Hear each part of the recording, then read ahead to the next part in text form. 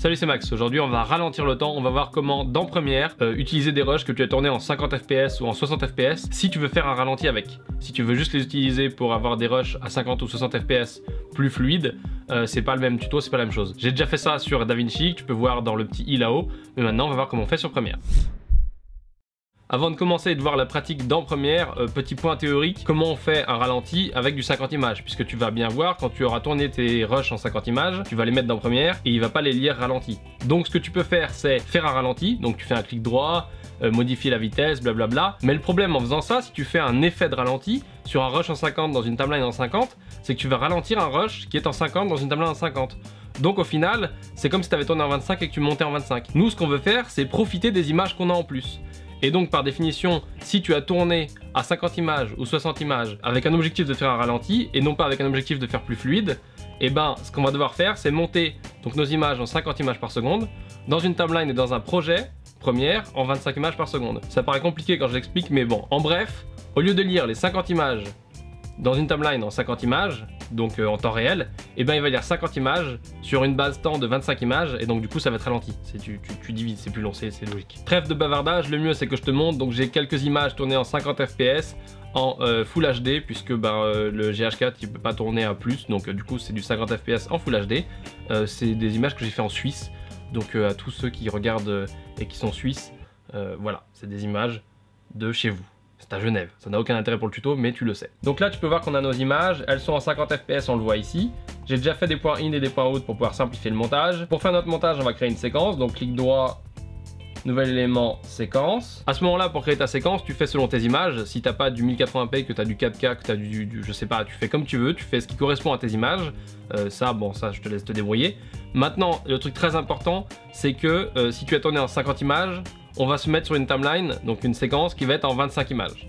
Si tu as tourné en 60, on va se mettre sur une timeline qui est en 30, parce que l'idée c'est de diviser par 2 pour simplifier le bazar. Si par contre t'as pas tourné à 50 fps ni à 60, mais avec une GoPro par exemple à 120 ou à je sais pas combien, donc on va rester sur 120, on va se mettre sur une base de 30, puisque du coup c'est divisible et tu sais faire des calculs, donc tu sais que si on est sur une base de 30 images par seconde, ton 120 ça va faire 4 fois plus long. Voilà, c'est calcul de tête. Professionnel. Donc là tu peux voir, j'ai mon réglage personnalisé max 1080p, donc c'est du 1080p, ça correspond à mes rushs, et ici on est en 25 images. Donc je vais appeler ça test ralenti, on fait ok, ralento, c'est original, test ralento. Donc maintenant je vais faire mon montage, donc je vais prendre mon rush ici, je vais le mettre dans ma timeline, voilà, comme un barbare, on lâche, et là on a un message d'erreur, enfin un message d'adaptation on va dire. Donc ce message, t'as compris pourquoi il arrivait, parce qu'en fait on est en train de mettre des rushs à 50 images par seconde dans une timeline en 25. Donc du coup lui il dit ouais mais attends, tes rushs sont en 50, donc on va peut-être adapter la timeline, on va la mettre en 50, c'est peut-être mieux. Donc ça c'est très bien, tu peux mettre ta timeline en 50 uniquement si par exemple tu fais une vidéo et que tu veux qu'elle soit plus fluide, ce petit effet de fluidité, et donc là on fait pas du ralenti. Si par contre tu veux faire des ralentis, là on va conserver les réglages en 25 images par seconde pour pouvoir faire la suite. Donc là on va conserver le réglage. On conserve le réglage, on va mettre d'autres plans, voilà, et un dernier. Voilà, on a monté nos rushs dans notre timeline, maintenant on va faire play pour voir ce que ça donne. On fait play. Et là tu peux voir qu'on n'a pas du tout de ralenti, alors que pourtant on a bien mis nos rushs en 50 dans une timeline en 25.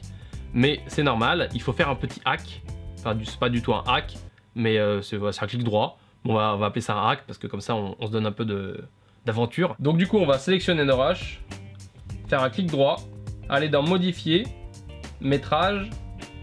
Et ici, on a fréquence d'image 50. Donc ça c'est bon, c'est du 50 images par seconde. Première, c'est ce qu'il nous affiche, il nous dit que c'est du 50 images par seconde. Maintenant, nous ce qu'on va dire à Première dans la case qui est juste en dessous, c'est que tu dois lire ce rush comme un rush à 25. Donc on va cliquer sur conformer, et là on va lui mettre 25.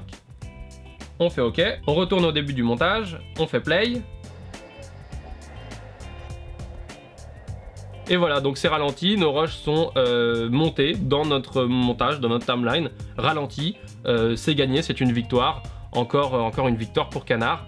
Voilà, c'était pas un placement produit, c'était spontanément, comme ça. Bon, on a vu que tout ça fonctionnait, maintenant je vais vous donner 2-3 astuces avant de finir parce qu'il y a des trucs importants si tu veux faire un bon montage et que tu veux pas galérer. La première astuce, c'est si tu veux monter un plan plusieurs fois, donc tu veux le monter par exemple au ralenti et tu veux le monter en vitesse normale, donc tu l'importes. Et une fois que tu l'as transformé, que tu lui as dit interprète ce truc là en 50 images par exemple, et ben à chaque fois que tu vas le monter il va être ralenti.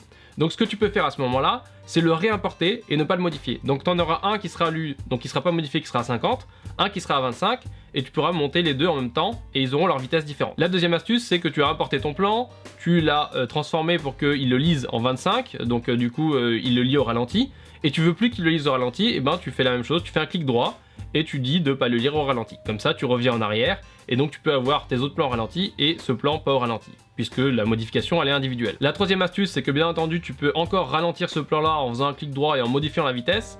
Donc ça veut dire que tu vas ralentir un plan qui est déjà un peu ralenti. Mais là, il faut bien garder en tête que comme il n'y a plus d'images, pour ralentir plus, l'ordinateur il va devoir recréer des images. Donc ça va être le même effet que quand tu tournes en 25 images par seconde, que tu montes en 25 images par seconde et que tu lui demandes un ralenti. Ton ralenti sera de moins bonne qualité. Donc tu peux utiliser des plugins, tout ça, mais c'est pas optimal. L'idée pour faire un bon ralenti, comme quand tu fais du slow motion, c'est de tourner le plus d'images possible et d'utiliser ces images au lieu de faire une interprétation avec des valeurs bizarres en mettant des ralentis bizarres. Voilà, et la dernière chose, mais elle est assez évidente, comme tout ton projet il est en 25, ce que tu vas faire, c'est que tu vas exporter en 25, puisque sinon tu vas avoir un bazar pas possible. Et donc comme ta base de montage, ta timeline, ta séquence est en 25, tu exportes en 25. Mais ça me paraît évident. Mais bon, dans le doute, je préfère le redire. On a fait le tour. Dans cette vidéo, j'ai pas vraiment parlé de comment faire un ralenti, donc quand tu tournes en 25 et que tu montes en 25, parce que y a des plugins, il y a des machins, il y a déjà plein de tutos sur internet, donc peut-être que je ferai des tutos là-dessus sur comment faire un ralenti quand t'as pas tourné en 50 images, mais là ce n'est pas un tuto là-dessus, donc du coup bah, si tu as des questions là-dessus, malheureusement j'ai pas encore de tuto là-dessus potentiellement, si j'en ai un il faut le chercher sur la chaîne. Sinon je te remercie quoi qu'il en soit d'avoir regardé cette vidéo, et j'espère qu'elle t'a plu, qu'elle t'a servi, et que bah, tu vas pouvoir faire des beaux ralentis avec, voilà. Merci d'avoir regardé cette vidéo, à plus tard.